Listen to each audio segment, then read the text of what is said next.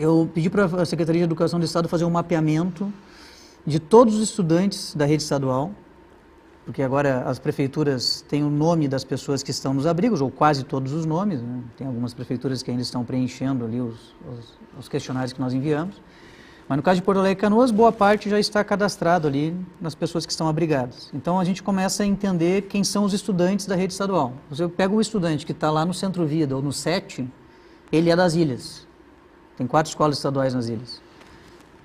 No extremo sul tem 2 escolas que têm estudantes matriculados e que estão hoje abrigados em abrigos da zona norte da capital. Então hoje já não está mais acontecendo isso, porque hoje a situação fática, né, a vida real é o seguinte: as pessoas saíram das suas casas emergencialmente, ou foram resgatadas, ou saíram por conta, foram para os abrigos.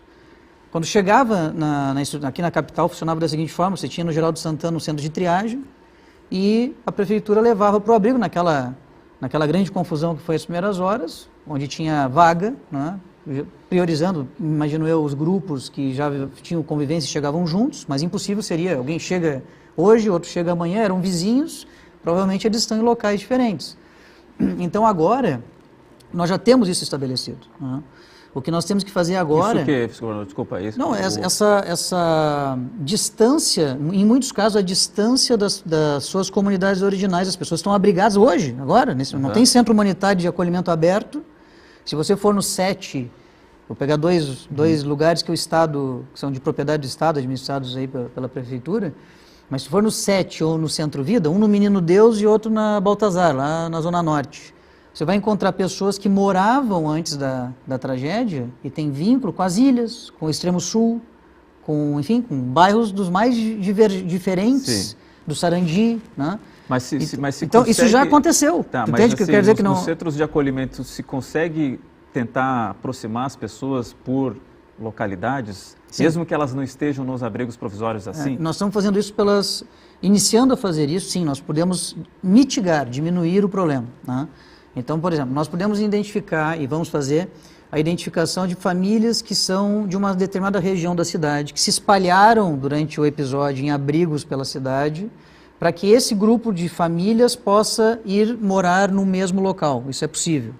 Segunda coisa que é possível é que ontem eu tive uma reunião sobre isso, eu pedi para a Secretaria de Educação do Estado, como falei, mapear os estudantes, cada estudante em cada escola. Então, a gente fez um mapa como se fosse aqueles mapas que a gente vê nos filmes, né, que bota um painel com alfinetes e liga os alfinetes com barbantes. A gente fez isso num gráfico e ficou uma rede na cidade. Uma rede, Porto Alegre ficou uma rede inteira, assim. Ou seja, está muito espalhado. Está totalmente espalhado. Então agora a ideia é tentar reorganizar. São em torno de 350 estudantes da rede estadual que estão em abrigos hoje em Porto Alegre. Quantos? 350 da rede estadual. Tá. Metade do ensino médio, metade do fundamental, estou arredondando números aqui, e metade desses de ensino médio ganham bolsa do Todo Jovem na Escola, ou seja, são de pobreza, extrema pobreza ou baixa renda. Então, com isso, a gente vai conseguir agora reorganizar a rede escolar, porque a gente precisa reconfigurar. Nós vamos ter uma coisa que vai ajudar é que em Porto Alegre, esse centro humanitário de acolhimento vai ser ao lado do Centro Vida, vai ser aliás, no imóvel do Centro Vida, que tem ao lado um campo, e naquele campo que nós estamos construindo. Então, boa parte das pessoas que estão no Centro Vida já estão ali, então a gente vai tentar reorganizar a rede escolar, né? Porque muitas dessas escolas, as escolas das ilhas, não estão funcionando ainda. As escolas das ilhas ainda estão em limpeza, reforma, etc. Então, eu nem mesmo conseguiria mandar esse estudante de novo para suas escolas. Então, eu vou ter que rematricular eles em escolas onde os alunos que eram colegas de preferência fiquem juntos, para manter o convívio escolar também, porque você tem o convívio lá da sua localidade habitacional, do seu bairro, com os seus vizinhos, suas vizinhas, seus amigos, o dono do mercadinho, o dono da padaria, etc, etc, etc. E tem também o convívio escolar dos seus filhos que conviviam com seus colegas e perderam esse vínculo. Isso é uma coisa ruim, né? É exatamente pelo fato de que o vínculo ajuda a frequentar as aulas, a ter frequência nas aulas e assim por diante. Então, todo esse trabalho prévio, né, nós estamos apoiando os municípios e no que tange a rede escolar estadual, estamos fazendo. Hoje, a Secretaria de Educação esteve nos 2 locais em Canoas, que serão sede desses centros humanitários, exatamente para poder entender se em algum desses lugares, até mesmo, teremos que montar uma espécie de escola de campanha, né? E por que estamos cuidando dessa parte da educação agora? Porque é a última não coisa. Demorou demais?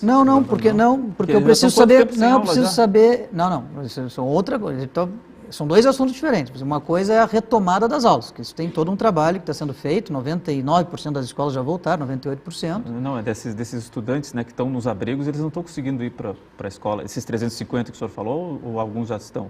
Não, os 350, onde a escola está funcionando, eles estão conseguindo ele tem condições de ir à aula. Aquelas escolas que não estão funcionando... Mesmo que estejam distante da sua escola? Sim, porque a rede, ela tem o transporte escolar. Né? Então a gente tenta, pelo menos, salvo alguma outra exceção, a gente tem uma política de buscar os estudantes. Então isso sim.